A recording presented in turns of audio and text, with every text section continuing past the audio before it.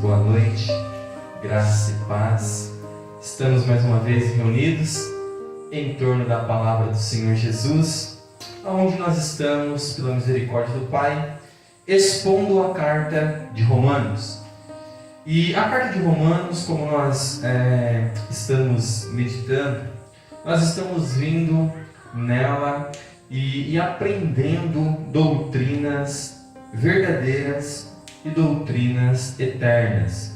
E isso tem nos ajudado muito, pois sabemos da importância de cada doutrina que estamos aprendendo e estamos sempre agradecendo ao Espírito Santo por estar nos ajudando a compreender essas doutrinas no decorrer das mensagens. E essa série, ela é muito importante para nós. Essa série de pregações tem nos mostrado verdades universais. São verdades que nós pregamos com firmeza, com destreza. São verdades que nos levam a descansar na palavra de Deus. Nós vimos em outros cultos que não há quem entenda e não há quem busque a Deus. Não há ninguém sábio. E nós temos aprendido isso e nós vimos a necessidade do Evangelho pregado a todos os homens.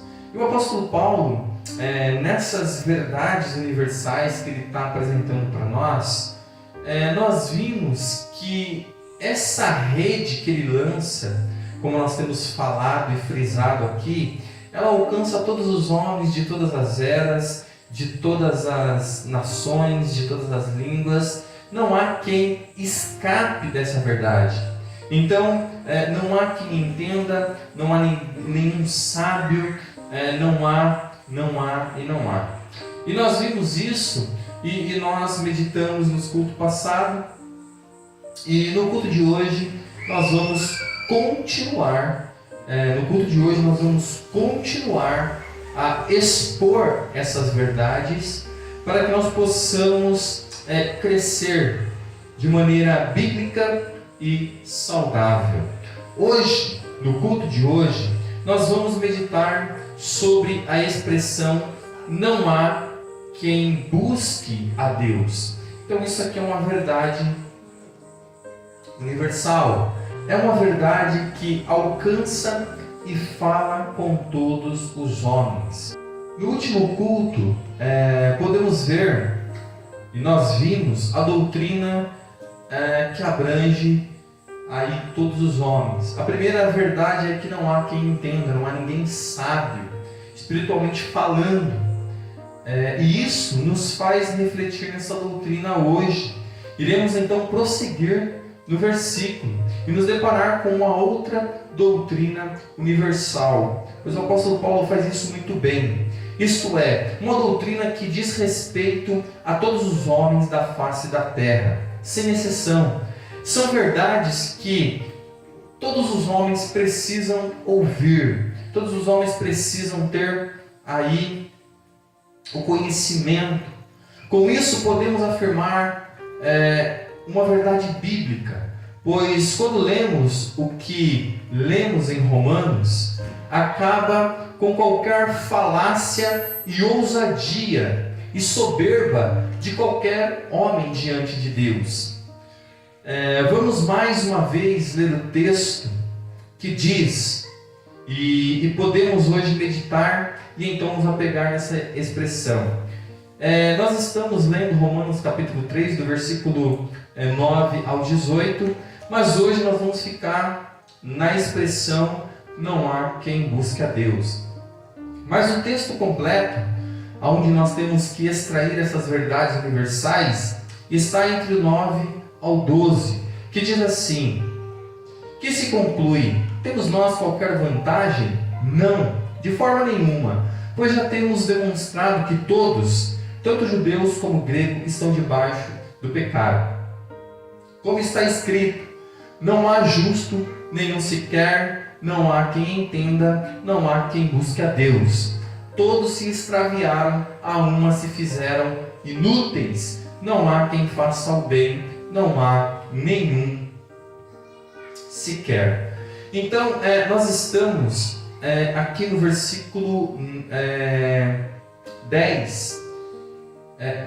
Nós estamos aqui no versículo 11, melhor dizendo, porque o versículo 10 diz que não existe nenhum justo. Então nós vimos que todos os seres humanos são injustos diante da presença de Deus.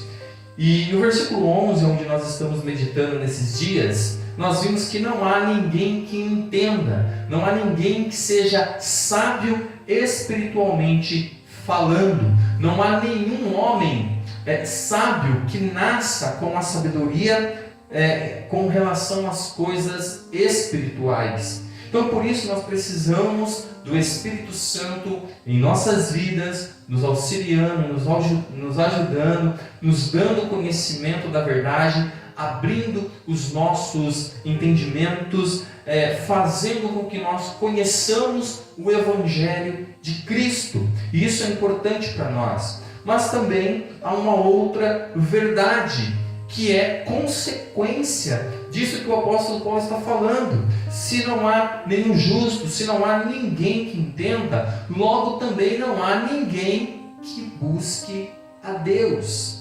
Não há ninguém, isso é uma afirmação que o apóstolo Paulo está falando. Nessas verdades universais, devemos então entender isso, que não há nenhum homem, não há ninguém que busque a Deus. Não há nenhum homem que por si só procure Deus. Na verdade, os homens, como nós vimos e olhamos a história, nós vemos que os homens, eles se puderem e se conseguirem, eles matam Deus. Então nós vemos que os homens odeiam a Deus, fogem de Deus e não querem nada com Deus. Então não há ninguém que busque a Deus. Não houve na história nenhum homem que por si só buscou a Deus. O que nós vemos na Bíblia e o que nós vemos sempre acontecendo é Deus buscando os homens após a queda. Então, nós devemos voltar a nossa atenção para o que o apóstolo Paulo diz aqui para nós. Não há quem busque a Deus. Aqui está mais uma verdade absoluta e universal com relação aos homens. Essa doutrina realça, com certeza, a soberania de Deus, pois aqui temos um princípio, pois aqui nós temos uma verdade que diz respeito a todos os homens, pois não há ninguém que busque a Deus. Aqui a expressão ela é muito clara, a expressão ela é muito simples, a expressão, a intenção de Paulo é muito óbvia. Não há ninguém que busque a Deus. Já que não há nenhum justo, já que não há sabedoria espiritual, já que não há ninguém que entenda, a consequência também é óbvia. Então aqui, quando o apóstolo Paulo diz, não há ninguém que busque a Deus, é uma verdade. Uma verdade. E isso nos faz entender que sempre é Deus que busca o pecador. Isso nos faz entender que a iniciativa de Deus em ir até o homem, buscar o pecador, resgatar o pecador, é sempre Deus que dá o primeiro passo em direção ao pecador. E em todos os tempos, em todas as eras, em todas as gerações, desde a queda até o último eleito soberanamente pelo próprio Deus, é dessa maneira que as coisas irão acontecer. É sempre Deus buscando o homem. É sempre Deus estendendo o seu braço forte. É sempre Deus procurando de ir em encontro ao pecador. O pecador, ele não quer ir, ele não pode, ele não consegue, ele não tem como fazer isso. Então aqui essa verdade realça a soberania de Deus. Aqui realça a vontade e a intenção de Deus em buscar o homem. Pois ninguém busca a Deus. Se nós olharmos na história, desde depois da queda, como nós falamos, todos os homens foi Deus que buscou, foi Deus que foi ao encontro. Por isso é importante nós olharmos para aquilo que aconteceu lá no Jardim do Éden. Então, quando nós olhamos para a queda, quando nós olhamos para Adão e Eva após a queda, a primeira coisa que o homem caído, a primeira coisa que o pecado faz, a natureza corrompida, aquilo que aconteceu com Adão e Eva foi afastar o homem de Deus. A primeira coisa que Adão e Eva fez foi se afastar, fugir da presença de Deus, fugir da presença do Pai, não ter um relacionamento com Deus. É isso que a queda nos mostra, é isso que a nossa natureza caída nos revela que não queremos Deus, que não buscamos Deus. Adão e Eva, quando caiu, rompeu o relacionamento com Deus, e aquilo que dava prazer, satisfação, aquilo que era o momento mais esperado, se tornou um momento menos apropriado para Adão e Eva, pois eles sempre esperavam na viração do dia se encontrar com Deus, se deleitar em Deus, ter prazer em Deus. Era a melhor parte do dia para eles.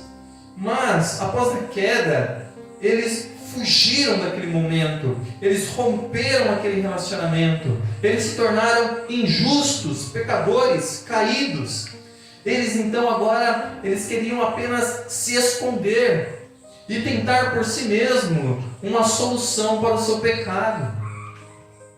É isso que o pecado faz e fez conosco. O pecado, ele nos separa de Deus. Então, a partir da queda, todos os filhos de Adão e Eva agora são a sua imagem e semelhança. Eles nascem com essa aversão a Deus. Eles agora têm a sua natureza corrompida. Adão e Eva corromperam a sua natureza. Com consequência, os seus descendentes já nasceram corrompidos. Então aqui, quando o apóstolo Paulo ele está dizendo que não há ninguém que busque a Deus, está falando de uma incapacidade natural do ser humano. E nós vimos isso, que é a consequência da queda.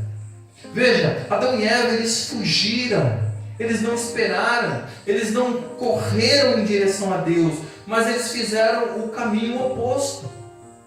Eles correram da presença de Deus. E é isso que os homens fazem a vida inteira quando acabam de nascer. Nascemos fugindo de Deus. Nascemos se escondendo de Deus. Nascemos separados da glória de Deus. Nascemos mortos espiritualmente falando. É isso que o pecado fez.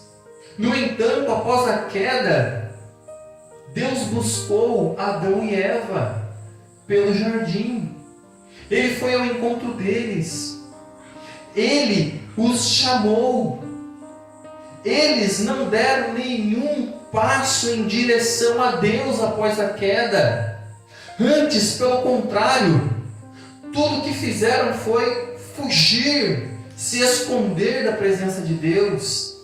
Eram incapazes de qualquer ação espiritual com relação a Deus agora, pois agora estavam mortos espiritualmente falando. Antes, o que era natural, prazeroso, satisfatório, o que dava razão por eles estarem vivos, porque eles de fato tinham vida em todos os sentidos. Agora não mais. Agora não era mais assim.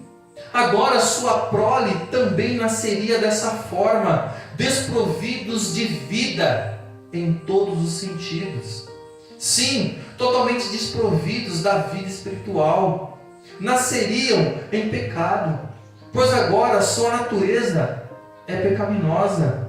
É assim, e assim como seus pais quebraram seu relacionamento com Deus, eles agora nascem sem qualquer relacionamento com o Pai, com Deus. E assim foi com todos os descendentes de Adão. Aleluias! E assim é com todos os descendentes de Adão, desde os primeiros filhos até nós. Se olharmos no decorrer da história da humanidade, o que veremos senão Deus, sempre Deus indo em direção ao pecador? Olha, Deus foi em direção a Adão e Eva. Deus foi em direção a Abraão.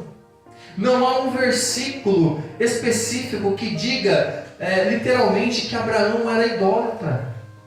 Mas, de acordo com o testemunho bíblico sobre o contexto geral da vida de Abraão, antes de o Senhor tê-lo chamado na cidade de Ur, há uma indicação clara que, de fato, Abraão vivia dentro dos costumes pagãos da Mesopotâmia. Sabemos que Abraão era um descendente de Sem, um dos filhos de Noé.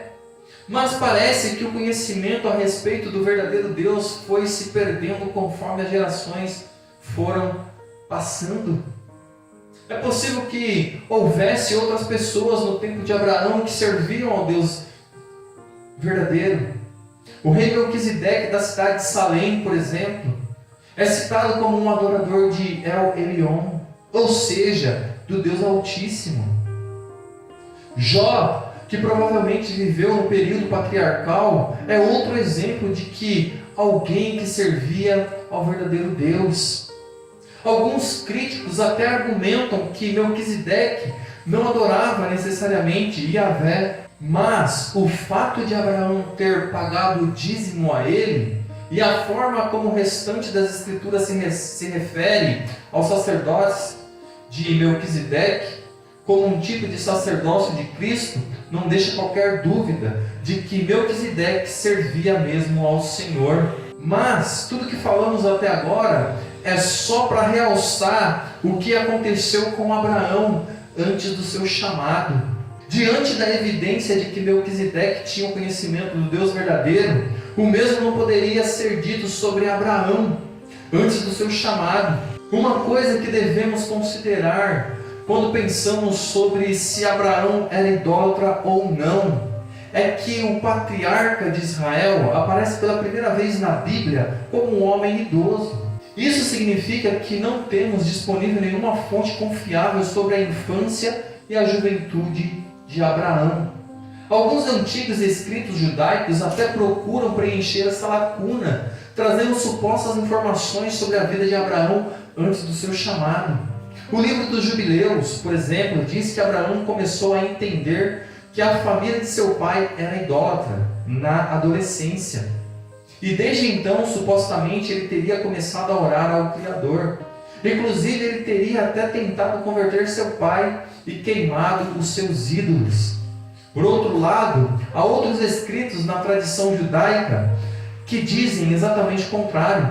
Esses escritos não apenas colocam Abraão como um idólatra, mas também como um fabricante de ídolos. Seja como for, nenhum desses escritos foi inspirado por Deus. Então nada disso pode ser confirmado à luz da Escritura, que simplesmente apresenta Abraão e sua família num quadro evidentemente idólatra. Mas, como estamos falando, tudo isso é para mostrar mais uma vez que todos os personagens bíblicos foram chamados pelo próprio Deus. E isso é de suma importância, porque revela que nenhum homem, por mais importante que foi na Bíblia, nenhum deles deram um passo sequer em direção a Deus. Como a Bíblia afirma que Abraão era idólatra? No livro de Gênesis, o chamado de Abraão é registrado, sem nenhuma introdução prévia, mas em outros livros bíblicos há algumas passagens. ainda que breves, que fazem referência à raiz idólatra da família da qual se originou o povo de Israel. A passagem bíblica mais clara nesse sentido está no livro de Josué. Através de Josué, Deus disse o seguinte sobre a origem dos israelitas que estavam entrando em Canaã. Diz o texto: da além do rio, antigamente, habitavam vossos pais, Terá, pai de Abraão e pai de Naor, e serviram a outros deuses. Eu, porém, tomei Abraão, vosso pai, da além do rio, e o fiz andar por toda a terra de Canaã. Também multipliquei a sua semente e dei-lhe Isaque. Bom, aqui mais uma vez podemos ver isso. Veja que o chamado de Deus é maravilhoso. Embora a família de Abraão estivesse totalmente perdida em meio à idolatria, Deus tinha o seu eleito ali no meio. Veja, é isso que precisamos entender. Em todas as famílias, nem todos serão chamados. Veja, Abraão estava ali vivendo a sua vida. Abraão estava ali adorando os deuses. Abraão estava dentro de uma cultura idólatra. No entanto, ele não se preocupava com Deus, não queria. Mas veja o que Deus fala. A idolatria que é referida nesse texto bíblico era a idolatria dos arameus que habitavam a Mesopotâmia, na região de Ur. A própria cidade de Ur era um centro religioso dedicado ao culto a Deus a lua. Portanto, é seguro afirmar que Abraão era idólatra. Mas quando ele recebeu o chamado da parte do Senhor, ele obedeceu e saiu de sua terra sem saber para onde ia, apenas carregando a certeza que Deus havia de conduzi-lo ao lugar que sua descendência receberia por herança. Em Hebreus 11:8. Então, amados, nós podemos ver que nenhum homem busca Deus, nenhum homem quer Deus, nenhum homem está preocupado. Veja, Abraão viveu uma vida inteira longe da presença de Deus. Porém, lá no final da sua vida, Deus o chamou. Deus exerceu a sua soberania. Deus chamou. Deus trabalhou na vida de Abraão. Deus chamou Abraão soberanamente do meio do paganismo e da ignorância, para estabelecer através dele a linhagem mediante a qual Cristo veio ao mundo. E por falar em linhagem, olhemos para o rei Davi. Ele, depois que cometeu o seu pecado, estava tranquilo. Estava totalmente tranquilo com o seu pecado. Porém, Deus vai até ele. E mais uma vez podemos ver um personagem bíblico. Ainda que fosse segundo o coração de Deus, Davi, quando cometeu o seu pecado, nos revela o estado do homem natural. O homem, ele, por não conhecer a Deus, por ser injusto, ele está satisfeito com o seu pecado. Ele não quer abandonar o seu pecado. O homem ama o pecado ao qual ele vive. Os homens amam a maneira como eles vivem.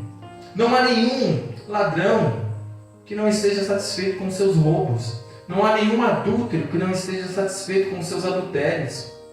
Então, amados, assim, nós olhando para a vida do rei Davi, em 2 Samuel, capítulo 12, do versículo 1 ao 9, diz assim: o Senhor enviou Natã a Davi. Chegando Natã a Davi, disse-lhe: havia numa cidade 2 homens, um rico e um outro pobre. Tinha o rico ovelhas e gados em grande número, mas o pobre não tinha coisa nenhuma, senão uma cordeirinha que comprara e criara, e que em sua casa crescera, junto com seus filhos. Comia do seu bocado e do seu copo bebia, dormia nos seus braços e a tinha como filha. Vindo um viajante ao homem rico, não quis este tomar das suas ovelhas e do gado para dar de comer ao viajante que viera a ele, mas tomou a cordeirinha do homem pobre e a preparou para o homem que lhe havia chegado.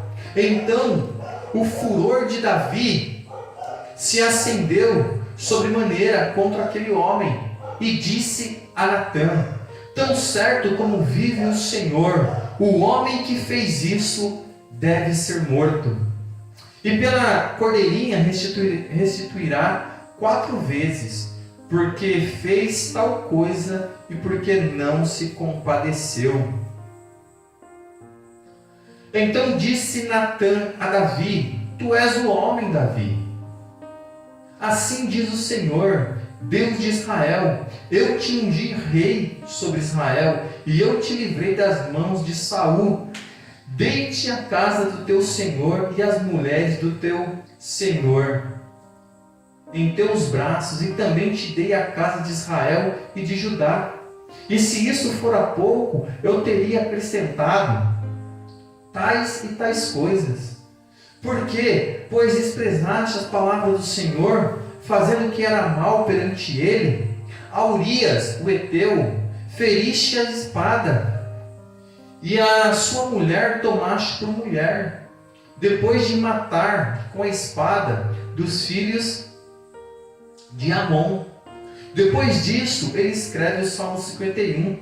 Mas o mais importante é que Deus foi até Davi.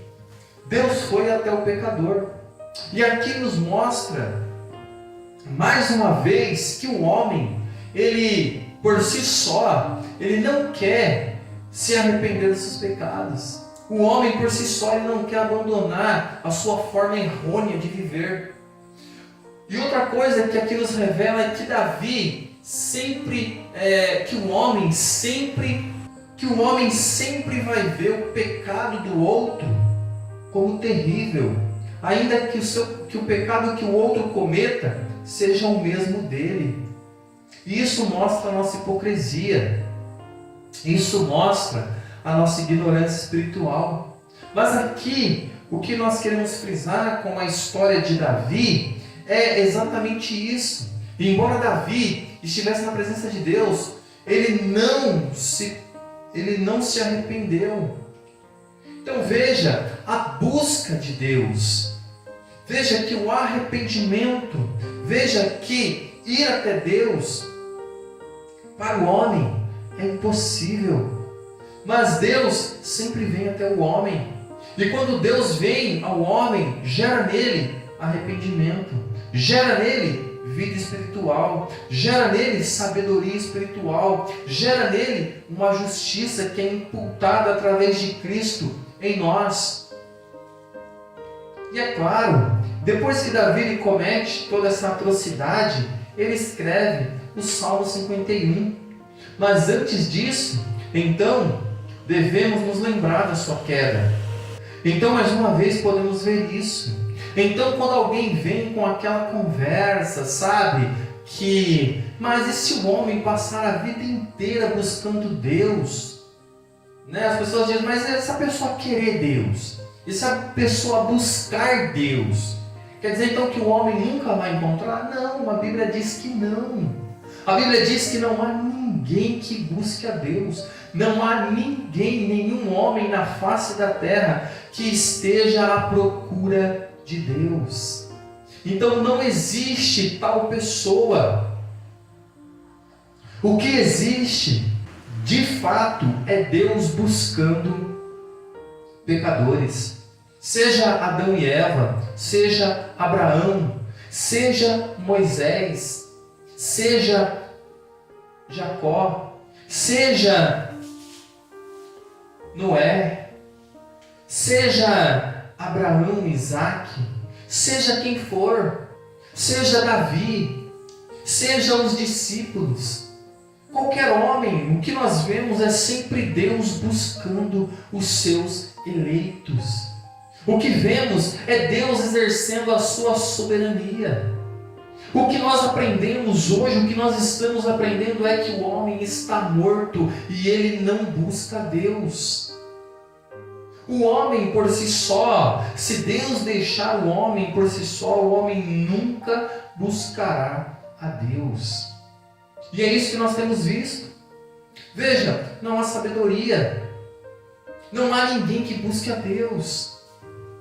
Então, quando as pessoas vêm com essa conversa que, mas se a pessoa buscar Deus, quer dizer então que ela não vai encontrar? A Bíblia é clara, não existe tal homem, não existe tal mulher, não existe tal pessoa que busque a Deus, nunca existiu. Biblicamente a resposta é essa: não há ninguém que busque a Deus. O homem não pode, o homem é incapaz.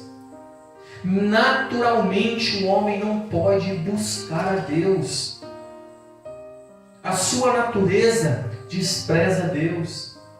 A sua natureza não caminha em direção a Deus. E então, quando nós olhamos o texto bíblico, é o que nós estamos fazendo, as coisas começam a fazer um pouco mais de sentido para nós. Porque olha o que essas verdades estão dizendo, olha o que essas verdades estão nos mostrando. Que se conclui, temos nós qualquer vantagem? De forma nenhuma, Paulo vai falar, pois já temos demonstrado que todos, tanto judeus como gregos, estão debaixo do pecado. Aqui está. Todos os homens estão debaixo do pecado. Todos os homens agora nascem pecadores. E então Paulo vai dizer o que nós estamos meditando nesses cultos, nessa série. Como está escrito, não há nenhum justo, nenhum sequer, não há quem entenda, não há quem busque a Deus. Todos se extraviaram, a uma se fizeram inúteis. E aí no próximo culto nós vamos então falar sobre não há quem faça o bem, não há nenhum sequer. Mas o que nós podemos ver então é que por não buscar a Deus, por não ter conhecimento de Deus, por não sermos justos, veja, uma coisa vai desencadeando a outra, uma coisa vai desembocando na outra. E então nós nos extraviamos, nós nos perdemos. E a uma se fizeram inúteis. Este é o quadro que a Bíblia pinta da raça humana. É isso aqui, é todo o esforço teológico de Paulo para nos mostrar a real condição do ser humano. Não há nenhum justo, não há ninguém que entenda, não há nenhum sequer, não há ninguém que busque a Deus. É impossível. Todos se extraviaram, isso é, todos se perderam. E a uma se fizeram inúteis. E isso diz em relação a nós. Se nós fomos alcançados por Deus, foi por graça, por misericórdia, pois Paulo diz em outro lugar que nós estávamos também no mesmo curso natural do mundo. O curso natural do mundo é fazer a vontade da carne, os desejos da carne, caminhar em passos largos para o inferno, odiar a Deus, ignorar os seus conhecimentos. Então, amados, hoje nesta noite, que isso penetre no seu coração. Isso é uma verdade universal. Isso significa, vale para todos os homens da face da terra. Não é que vale para um e não vale para outro. Não, vale para todos. É como nós falamos, Paulo aqui joga uma rede que traz todos os homens nela. E ao trazer todos os homens nela, em gregos e judeus, ele agora mostra que todos estão debaixo do pecado. Por isso, não há nenhum justo, nenhum sequer. Não há quem entenda, não há quem busque a Deus. Todos se extraviaram e a uma se fizeram inúteis. E aí no próximo culto nós vamos então meditar, não há quem faça o bem, não há nenhum sequer. Aqui Paulo ele repete, isso é maravilhoso para nós. Mas então nós temos que, nessa noite, entendermos essas verdades a qual nós paramos para meditar. É importantíssimo para nós, pois essa verdade fala conosco de uma maneira profunda. Essa verdade nos desperta para uma realidade a qual todos os homens se encontram. Então essa é uma realidade que todos os homens se encontram. Nós que estamos aqui, você que está assistindo esse vídeo, todos os homens se encontram diante dessa verdade. Essa é uma verdade que te confronta. Essa é uma verdade que fala contigo. Essa é uma verdade que penetra o seu coração. Por isso a nossa oração é para que o Espírito Santo te convença. Por isso a nossa oração é para que o Espírito Santo te transforme. Por isso a nossa oração é para que o Espírito Santo faça a obra dele. Pois essas verdades, elas se tornam vida para nós somente quando o Espírito Santo trabalha em nós. Veja o esforço que o apóstolo Paulo está fazendo. Paulo, ele gasta 3 versículos aproximadamente. São 3 versículos que o apóstolo Paulo se dedica para mostrar que tanto o judeu quanto o grego, isso é, toda a raça humana está perdida. Não importa o quão religioso você seja, não importa o quão idólatra você seja, não importa, todos estão debaixo da mesma ruína, todos estão sobre a mesma condenação. Os judeus, como nós falamos, embora estivessem perto, o mesmo abismo que os separava os gentios, separava os judeus. E é isso que o apóstolo Paulo está nos mostrando. Então hoje, amados, nós temos que entender isso. O apóstolo Paulo, ele está nos dizendo essas verdades. E que essas verdades penetrem o nosso coração. Pois essas verdades, elas realçam uma doutrina eterna. Essas verdades realçam uma doutrina verdadeira. Essas verdades são universais e eternas. Por isso que quando nós olhamos com atenção o texto bíblico, isso nos estremece, isso nos dá uma paz e também ao mesmo tempo uma alegria. Porém, aqueles que não entendem, não compreendem, isso é terrível. É a coisa mais terrível que alguém pode ouvir na sua vida. É saber que ele não é justo. É saber que ele não entende. É saber que ele não busca Deus. É saber que ele está perdido. É saber que nada que ele faça é bom aos olhos de Deus.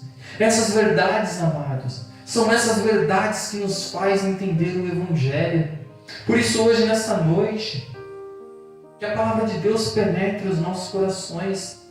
Que hoje, nessa noite, que isso possa nos estremecer, que isso possa nos avivar, que isso possa nos alegrar, e que nós possamos cada vez mais anunciar essas verdades, como o apóstolo Paulo fez, com toda a coragem, e se gloriar somente nessa mensagem. Veja, não há outra coisa que nós possamos dizer aos homens a não ser isso. E quando nós pintamos este quadro, e quando nós mostramos esse quadro para os homens, é isso que a Bíblia faz. Se o Espírito Santo não nos faz nos enxergar nesse quadro, a nossa condenação é terrível, a nossa condição diante de Deus. Pois quando nós entendemos que nós éramos injustos, que nós não entendíamos, que nós não buscávamos a Deus, mas foi tudo obra dele. Por isso nós podemos descansar e entender que aquele que começou a boa obra em nossa vida é fiel para concluí-la. E é isso que alegra o nosso coração essa noite. Por isso, amados, descansemos mais uma vez na palavra do Senhor. E que no próximo culto nós possamos então prosseguir no texto e entender que não há ninguém que faça o bem. Não há nenhum sequer. Amém? Vamos orar, agradecer a Deus por esta noite e que o Espírito Santo trabalhe nas nossas vidas. Pai amado, Deus querido, Deus eterno, a nossa oração, ó Pai, é para que a Sua palavra vá e produza o fruto necessário, que a Sua palavra vá e traga vida ao morto, que a Sua palavra vá e dê entendimento, que a Sua palavra vá, Senhor, e traga a nós o Seu Evangelho de maneira clara. Pai amado, que nessa noite, ó Deus, o Teu Evangelho foi pregado e que o Teu Evangelho, ó Pai, seja glorificado. Pois, ó Deus, na vida daquele que ouve essa pregação, tudo que nós queremos é que o Seu Evangelho